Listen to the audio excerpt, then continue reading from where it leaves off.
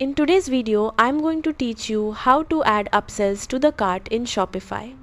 Upsells are a great way to increase your average order value by suggesting extra products or special offers during checkout. Let's get started. First, log in to your Shopify admin dashboard. At the top, use the search bar and type apps. Open the apps section and search for an upsell app such as Lyos Smart Upsell. Once you find the app, click on it and then click Install. Follow the prompts to complete the installation and approve any required permissions. After the app is installed, open it from your apps section. Now click on Add Offer to create your upsell campaign.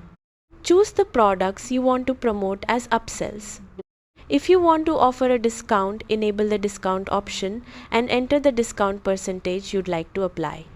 Next, customize the design of the upsell pop-up or cart offer so it matches your store branding. Once everything looks good, click Save Offer.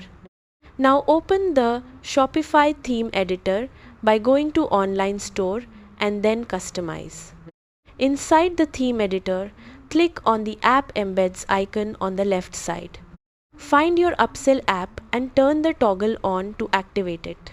Finally, click Save. That's it.